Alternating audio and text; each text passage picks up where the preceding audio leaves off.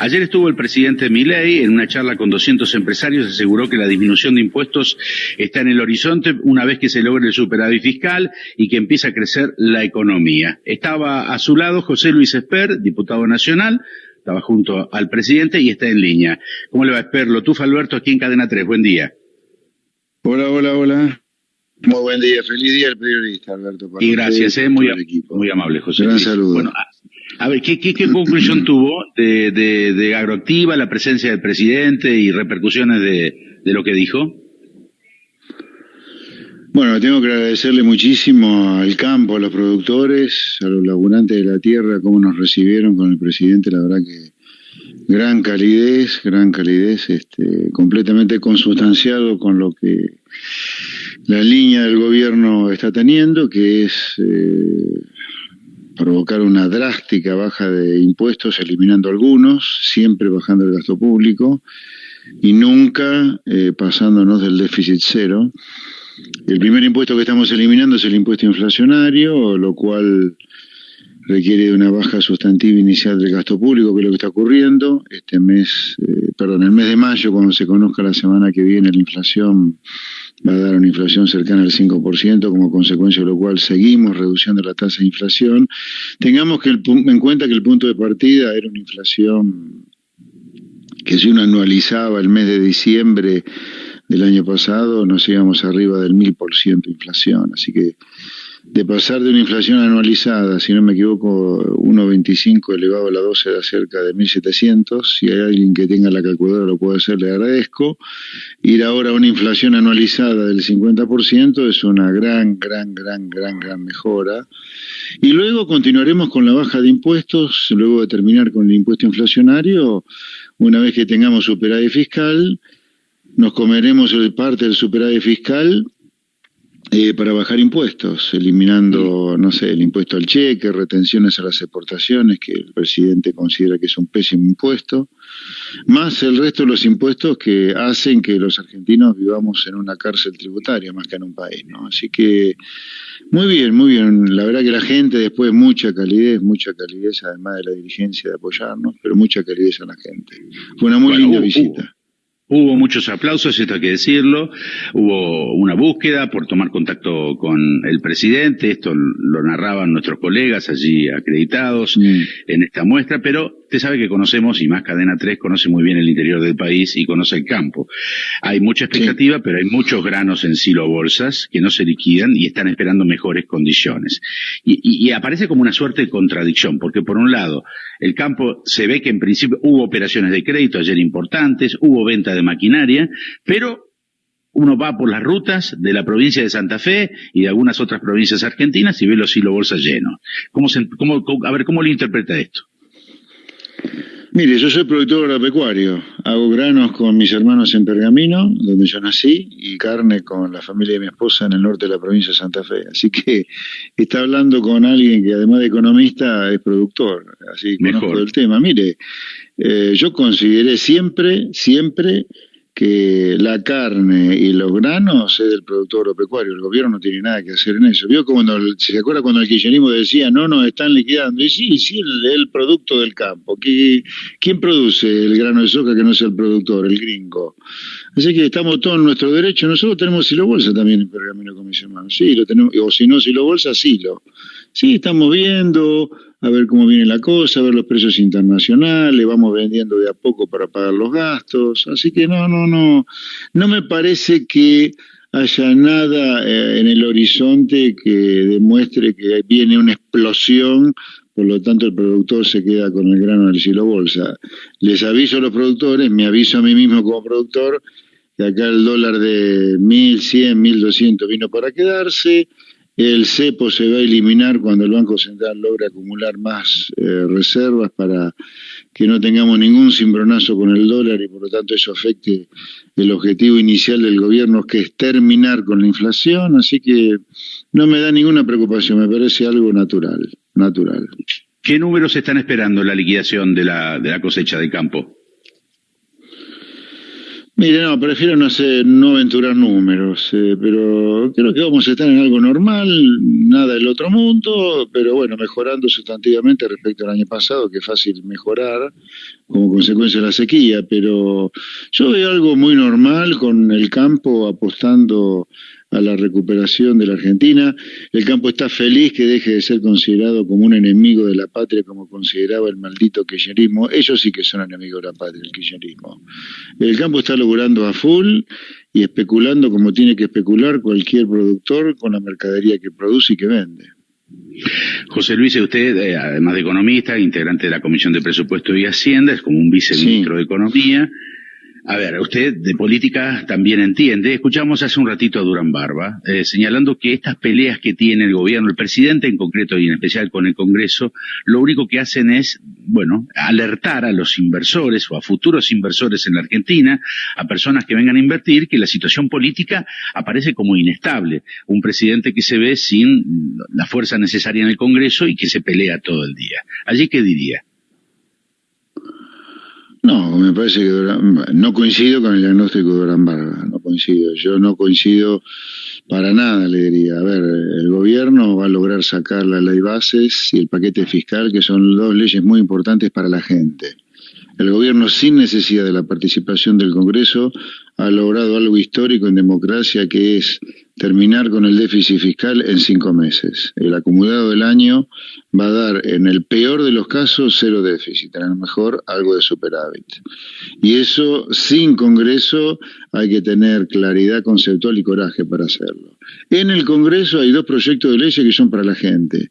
De ahí que lo hemos expuesto al Congreso a ver cuánto piensan en la gente, porque la ley bases tiene adentro una reforma laboral altamente demandada por la pyme argentina, porque termina con el problema de las multas, extiende el periodo de prueba y crea un fondo de cese. También la ley bases tiene un régimen de incentivo a las grandes inversiones, para que inversiones de $200 millones o más tengan un régimen de especial, porque tenemos mucha plata ahí en la gatera en biocombustibles, en minería, en hidrocarburos. El paquete fiscal tiene otra demanda largamente postergada de los autónomos, y que se termine el trato discriminatorio que tienen respecto de los trabajadores en relación de dependencia, además de tener un blanqueo y una moratoria. Así que son 2 leyes para la gente. El Congreso tiene en sus manos esta ley, en particular en el Senado, ya tienen las 2 media sanción de diputados, y estamos esperando que el Senado la semana que viene las apruebe. Después, obviamente, la oposición consciente que la columna vertebral del programa económico en este inicio es el déficit cero para terminar con la inflación, obviamente esto es política, nadie te regala nada, todos van a intentar torpedear la columna vertebral de nuestro programa, que es el déficit cero, y me parece bien que el presidente ponga el grito en el cielo contra eso, porque terminar con el déficit cero es volver a la inflación, y eso significa un empeoramiento de las clases más desposeídas, que es a los cuales los liberales nos queremos dirigir en esta etapa inicial del gobierno. Trabajadores, jubilados, beneficiarios de planes. Uno siempre desde el balcón y observando, ¿no? Han transcurrido 6 meses y el presidente, el gobierno no ha logrado sacar ninguna ley. ¿Eso qué es? A ver, ¿es una oposición mala, dañina, retrógrada? ¿Es un presidente que no sabe hacer política? ¿Es un economista pero que le cuesta mucho interpretar la política argentina? ¿Qué es eso? Bueno, primero, es cierto, no se aprobó ninguna ley, pero enviamos 2 leyes nada más al Congreso. La ley bases y el paquete fiscal. También eso hay que tenerlo en cuenta, ¿no? Cuando uno analiza, dice, no salió ninguna ley. Bueno, mandamos 2 nada más. Y mandamos dos que son 2 cambios sustanciales en muchas cosas respecto de una Argentina vieja. O sea, que eran 2 leyes que iban a traer mucha discusión y que iban a ser largas de aprobar. Para mí era muy esperable, para mí personalmente era muy esperable, porque pensemos en la ley bases, va desde una reforma del Estado hasta un RIGI, hasta una reforma laboral. En el paquete fiscal tenemos moratoria, blanqueo, cambios en ganancias, cambio en monotributo, transparencia fiscal al consumidor, o sea, materias muy diversas, muy amplias, que requerían de mucho tiempo de discusión, Además de que somos un bloque en minoría. Pensemos que en diputados nada más somos 38 diputados de La Libertad Avanza de 257. Estamos hablando de un poco más del 15%, no llega al 20%, o 20% como mucho. Así que no me parece que esté pasando nada que sea algo preocupante ni fuera de lo común. Está mi compañero Hernán Funes. Te escucha el diputado Esper, Hernán. ¿Cómo le va, José Luis? Muy buen día. Hernán, ¿qué tal? Feliz día. Gracias, muchas gracias. La fórmula de movilidad. Sus colegas ahora opositores, no sé, supongo que quieren corregir lo que no hicieron en 20 años, ¿no? La pregunta es, por fuera de eso, ¿cómo se recompone si no es por ahí a los jubilados? A ver, el sistema jubilatorio está completamente quebrado. Está completamente quebrado por dos razones. Y cuando digo quebrado significa que es una estafa al jubilado, y al jubilado, mientras el sistema esté quebrado, jamás le va a poder pagar el 82% móvil. Y Agata que va a pagarle alguna movilidad más allá del 82%.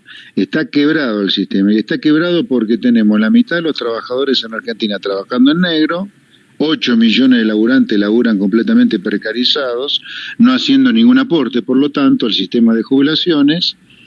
Así que se necesita una reforma laboral que muchos no han querido empujar, particularmente el maldito kirchnerismo, que se queja de la miseria de lo que cobran los jubilados, pero ha rechazado una reforma laboral para que haya más aportantes, y además está quebrado por el lado de los gastos, porque el maldito kirchnerismo jubiló a 4 millones de personas sin todos los aportes, con aportantes, como le decía recién, que no han crecido. Obviamente no hace falta ser un genio en esto, sino simplemente saber sumar y restar. Si la mitad de los trabajadores en Argentina no aporta porque están precarizados, si usted jubila a 4 millones de personas sin aporte, no espere que las cuentas vayan a cerrar. El sistema está quebrado, por eso paga jubilaciones miserables.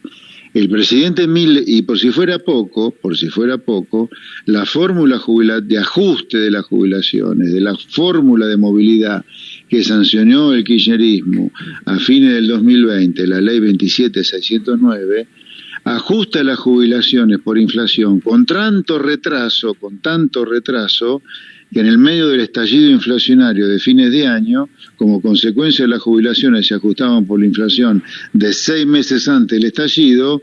Las jubilaciones, cuando vino el estallido inflacionario, obviamente en términos reales, ¿qué pasó? Se hicieron pomada. Claro.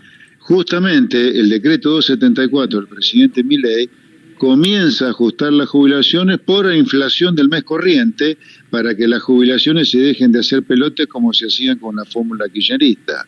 Ahora, ese hecho, donde el gobierno del presidente Milei, donde nuestro gobierno para el destrozo de las jubilaciones que provocó la fórmula kirchnerista, costó mucha plata, porque los jubilados son gente que depende del Estado después de haber aportado toda la vida en algunos casos, no es que le estamos regalando nada, o no es que se le esté dando algo que no merecen, lo merecen, pero no es menos cierto que también cuesta plata.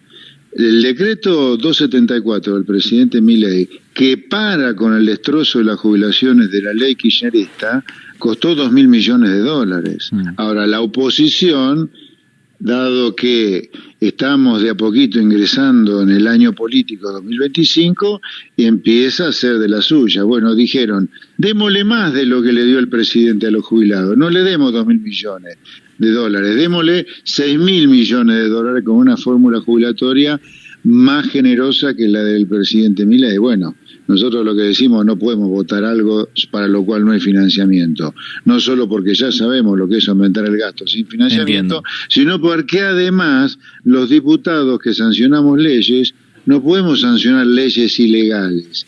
Y esta media sanción que se le dio a este proyecto de ley de radicales y kirchneristas es ilegal. José Luis, viola ahora mientras tanto el artículo 38 de la 24.156, que dice que usted no puede aumentar el gasto por encima del presupuesto sin financiamiento. Se comprende y lo escuchamos atentamente. Ahora, senadores han aumentado la dieta y aumenta 80% la dieta de los diputados nacionales. Está mal, y el presidente de la Cámara de Diputados lo dijo con toda claridad. Yo no doy este aumento porque lo quiera dar, yo estoy en desacuerdo con el aumento de la dieta. Ahora, lo hago porque hoy el Congreso está funcionando después de años de no funcionar, no para de haber reuniones de comisión, Y el presidente de la Cámara de Diputados, Martín Menem, del cual puedo hablar con propiedad, no de senadores, lo que nos dice, y mira, yo no gobierno esta Cámara para la Libertad Avanza que rechaza el aumento que se le dio a los diputados, yo gobierno para 257 diputados. Y como el 90% de los diputados son del interior, y están llegando a una situación donde no pueden viajar como consecuencia de lo poco que cobran, 1,5 millones de pesos, la gente del interior se gasta casi toda esa plata en hotel y en comer y en trasladarse dentro de Buenos Aires, tengo que dar el aumento. Ahora, la Libertad Avanza rechaza ese aumento. José Luis, sí. Uno de los mayores reclamos del interior con la Nación tiene que ver con los fondos del transporte. Vamos a pagar casi 1.000 pesos. Aquí el boleto determina el estudio hecho por distintas universidades, alrededor de 1.300 y pico que debería costar. Va a costar 1.000 pesos y en Buenos Aires sale 250 pesos. Y la respuesta es que cada gobernador, cada provincia se haga cargo. Y lo que estamos viendo es que la Nación se hace cargo de subsidiar el boleto en Buenos Aires, pero no en el interior. ¿Qué dice de esto? Que hay algunos proyectos que están llegando a la Comisión de Presupuesto de Hacienda para cambiar el destino de algunos impuestos para terminar con esta discriminación contra el interior respecto de el costo del transporte en el interior de la Argentina. José Luis, una pregunta política. ¿Por qué ayer el presidente no tuvo 5 minutos para reunirse con los 3 gobernadores que lo estaban esperando? Puyaro, Yarlora y Frigerio, esperando o que estaban allí y que coincidía el día, lugar y hora. No tengo la menor idea, pregúntenle al presidente. ¿Se lo hubiese sugerido? ¿Usted estuvo con él? ¿Se lo hubiese sugerido que se vea con los gobernadores? No, la verdad no se lo sugerí, pero no porque tenga algo contra Puyar o contra Frigerio o contra Yarlora, no. La verdad la vorágine fue tan grande que en mi caso, no se lo sugerí, pero la verdad que habría que preguntarlo a él porque no se reunió. Reforma educativa en Buenos Aires, la eliminación de la repitencia. ¿Qué nos podría decir? Bueno, a ver, el kirchnerismo se ha anidado, lamentablemente, está haciendo nido, tratando de hacer nido en la provincia más grande de la Argentina. No es poca cosa, no es de casualidad, sino que es un objetivo deliberado, hacerse fuerte a partir de ahí con lo que sea. Y la manera de hacerse fuerte para el kirchnerismo es hacer lo más miserable posible cualquier lugar que toque. Lo lograron con la Argentina. A la Argentina el kirchnerismo la destruyó, nos dejó hecho una villa miseria como país y ahora van por la provincia de Buenos Aires para hacer también una villa miseria en la provincia de Buenos Aires llena de ignorantes. Cosa que uno le prometa cualquier estupidez y el ignorante te la bota. Así que este es un objetivo deliberado para hacer de nuestros chicos cada vez más ignorantes, destruirles la educación. Porque si hay una fuente de libertad central en los individuos es estar educado, ¿no? Sarmiento decía educar al soberano, para que haya personas auténticamente libres, que exijan, que tengan capacidad de discernimiento, para eso es clave la educación. Y el kirchnerismo lo que necesita son esclavos, son corderos, si usted quiere, son autómatas. Y la educación en Buenos Aires, Kicillof la está tratando de destruir. Quiero ser claro en esto. La educación en la provincia de Buenos Aires ya ha sufrido 2 procesos de destrucción. Hubo una primera etapa después de la pandemia cuando a los chicos básicamente se les permitía llevar materias sin rendir exámenes recuperatorios. Prácticamente desaparecieron los exámenes recuperatorios. Al chico se le daban clases en el verano, en el invierno, a deshora, hasta que el profesor, harto de trabajar, le daba por aprobada la materia. Primera actitud criminal con la educación, con el genocidio educativo que vive la provincia de Buenos Aires. Desaparecieron inicialmente los recuperatorios y ahora se le da el golpe de gracia con esta decisión del Consejo General Educativo de la provincia de Buenos Aires de ayer, que es eliminando la repitencia, con lo cual los chicos van a llegar a la universidad en algunos casos sin rendir exámenes. Así que lo que hay que entenderlo es como que el proyecto kirchnerista está a full en la provincia de Buenos Aires. Lo hicieron ya a nivel nacional, destruyendo la educación. Los exámenes PISA demostraron la destrucción de la educación a nivel nacional, lo mismo que las pruebas a aprender, y ahora de la mano de Suteba, de la mano de Baradel, van por la educación. José Luis Esper es el diputado nacional y que está con nosotros. 2 o 3 preguntas más. Bueno, aprovechamos la presencia para hablar en general de varios temas. ¿Qué lo alejó de Milei en un principio y qué fue lo que lo acercó? A ver, a mí no me alejó nada y yo diría que a Javier tampoco lo alejó nada de mí, sino que en un momento dado, después de haber estado 10 meses haciendo campaña juntos, él me dijo que consideraba que tenía espaldas para hacer un proyecto solo él. Vaya si tuvo razón, es presidente de la Nación, y yo como buen liberal le dije, mira Javier, te querés ir, andate, yo como buen liberal no voy a atar a nadie a mí, así que te deseo lo mejor, que te vaya bárbaro. Sé que se tejieron infinidad de especulaciones alrededor de eso, pero si hemos vuelto de la manera que hemos vuelto a estar juntos es porque la separación tiene mucho más que ver con mi versión y la versión que le va a decir Milei que con las versiones que se tejieron de pelea, de que, bueno, cualquier estupidez se dijo, ¿no? ¿Y qué me acercó? Mira, algo muy simple. Apenas vi que Milei quedaba para el balotaje, no dudé en decir, la primera vuelta fue el 22 de octubre, ¿no? Yo no dudé en decir el 22 de octubre, el 23 de octubre, o 22 de octubre a la noche, en pensar y en decir que mi candidato para el balotaje era Javier Milei. Así que a partir de ahí el acercamiento fue absolutamente natural, tan natural como los 10 meses que trabajamos juntos en política, que dicho sea de paso, la gente tiene que saberlo, mi relación con el presidente es muy particular, porque yo lo conozco a Javier desde casi 10 años antes de empezar a hacer política.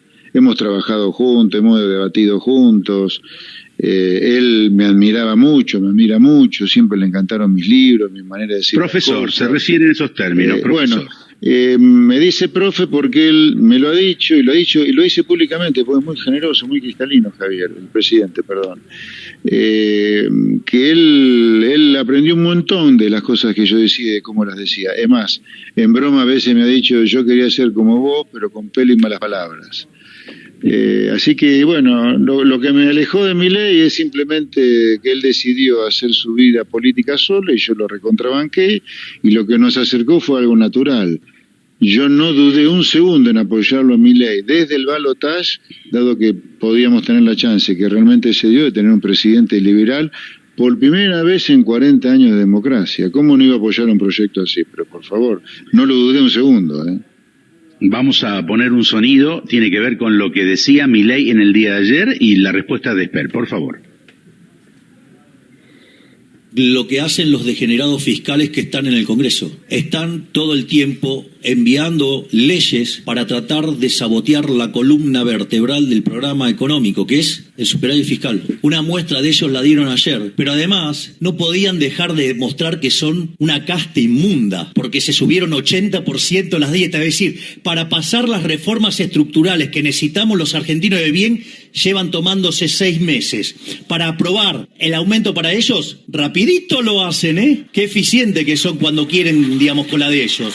Se bloqueó el tema de eliminar la jubilación de privilegio. Así es que a mí me importa un rábano. Digamos, yo voy a renunciar a mi jubilación de privilegio. Porque ¿saben qué? Digamos, si yo hago bien mi trabajo, después voy a poder seguir trabajando en el sector privado cuando deje este puesto. Pero claro, estos están acostumbrados a hacer zafarrancho durante los últimos 100 años, entonces tienen un seguro que son las jubilaciones de privilegio. No, basta, si hiciste las cosas mal, mereces cagarte de hambre por hijo de puta. Y por eso hay que eliminarlas.